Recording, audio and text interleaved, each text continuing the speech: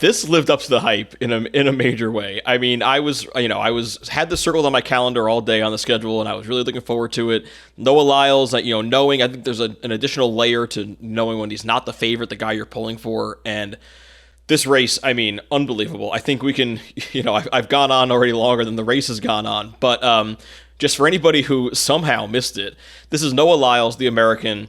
He's hoping to do the rare 100 meter, 200 meter double at this Olympics. And his main challenger in this race was projected to be Kashane Thompson of Jamaica. And boy, was he his main rival, because this race came down to, like you alluded to, 5/1000ths of a second. A photo finish. The announcers on the broadcast said at first, they said, "Oh, it's going to be Jamaica who wins it," but no. After a photo finish, they ruled that it was Lyles by, like we said, 5/1000ths of a second. Unbelievable. Yeah. So this is one of those big moments every Olympics. The men's 100 meters, the men's and women's 100 meters are both big, and we talked about the women's race yesterday. But this is just one of those. It's a title. Scott Hansen said it on Red Zone. It's like heavyweight champion of the world and fastest man on earth. Those are two of the big accomplishments in sports that you strive for. And unbelievable how much it came down to. I loved just the number of ways we were able to dissect this afterward. There were so many photos. It's such a short race, under 10 seconds. And there were photos of the starting blocks and how they were lined up and who came out where, and then photos of the finish line. And then there are the photos where they've got the red lines drawn across all of their chests, and when you can see whose foot is ahead by a toe. And then I saw a very cool graphic that had it was like a spreadsheet that had all of their times 10 meters through the race, like at every 10-meter checkpoint. And it showed that Noah Lyles was dead last after 30 meters and after 40 meters. And then you could see it in real time, his closing speed. And the only time he led the race was at the very, very end. And that's the only time that matters. He's the Olympic champ. He's the favorite. We knew about him. He's a personality. You can see him in the starting blocks where he's jumping up and down and gesturing to the camera and enjoying the spotlight.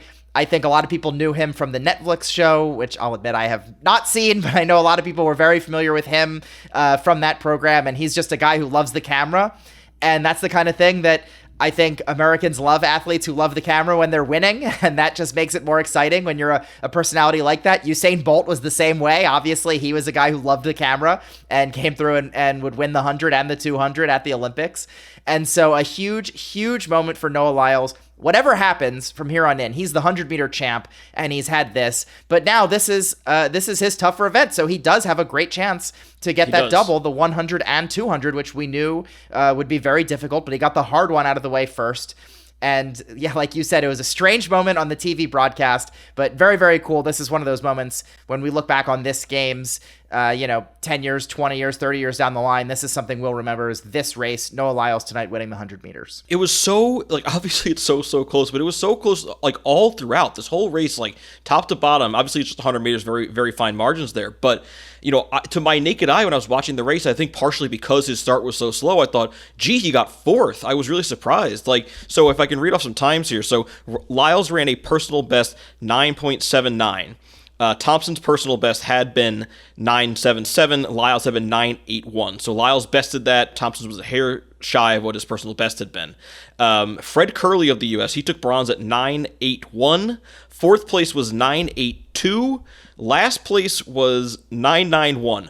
So it's obviously it's so close, and it is, like we said, the slow start that Lyles had really led you to believe that he had come up short here. But no, you look at the end, it was just literally at that moment that he crossed the finish line. And if you're seeing photos going around online of the finish, what they judge is the chest. It's not the toe, it's not the arm, it's not the head, it's the chest. Whenever your chest crosses the center of your torso, crosses the finish line, that's when you finish. So it came down to, there's these milliseconds, like we said, 5/1000ths of a second. Lyles, his time, his official time, 9.784. They have to go up to 3 decimal places, and Thompson 9.789. So it's a 10-second race, a 9.7-second race, right? And so how can there be so much drama packed into that? Well, that's how it ends up being that close, and it's for this amazing, like you said, the title of fastest man in the world. And man, I wish they could do it again. I think we knew going in it would be a fast final. So they, the way they set this up, they had the first heats earlier, and then the semifinals were, I think, like 90 minutes before the final, and those times were very good. So again, you and I are trying to be generalists and follow everything, and so I'm taking some cues from the real track nerds on Twitter and writers we follow, and I saw people sort of surfacing stats about in the semifinals, like, look what a good time it takes to get into the final. And people were saying, we talked about it being a slow pool, and we went into the physics and we learned why. People are saying it's a fast track. I have not learned exactly the physics of that, whether it's the actual track or the cleats or what, or the wind in the stadium. I guess we'll probably learn more about that in the coming days. But the times on the track are fast. And I guess you could say maybe it's just the athletes themselves are bringing it. But everyone's saying fast times, and so we knew it was going to be a fast race. We knew it would take a personal best from whoever ended up winning this. And and it was just, again, the broadcaster, he should have said photo finish. He said the Jamaican Kashane Thompson won, which was a mistake. And then that led to this awkwardness. But putting aside the broadcaster misspeaking there, waiting for the photo finish just created this cool moment where they just zoomed in on the athletes and nobody was saying anything. And you could see them just staring at the scoreboard, waiting for their scores to come up. And there was a cool moment where Noah Lyles actually came up behind Kashane Thompson and sort of like put his hands on his shoulders and said something. I don't know what exactly he said to him, but it was just cool to watch them have that interaction together before either of them knew had won. Because we're used to seeing, winners and losers, consoling or congratulating each other after a race. This happens a lot in the swimming. They look up and they see the times, and then they immediately turn to the person in the next lane. But they didn't know yet, and they still had that moment. And then Lyles got the time, and then he's on camera and pulls off his number and goes and, celebrates with his mom and celebrates in the stadium. And just, a moment he'll never forget, and a moment I don't think I'll ever forget either.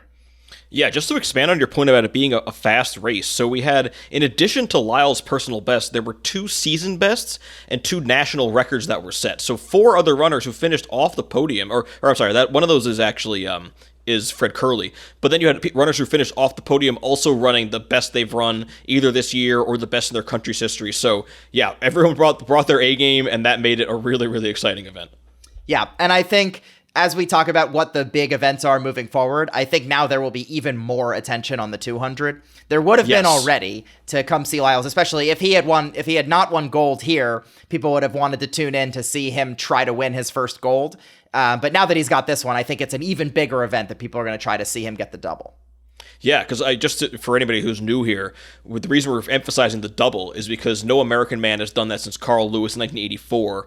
And the only other runner since then to have done it is Usain Bolt, who did it 3 times in a row, which, that kind of obscures how difficult that is to do, because Usain Bolt is a freak among freaks. So yeah, if Lyles can pull that off, I mean, it'll be one of the enduring stories of these Olympics.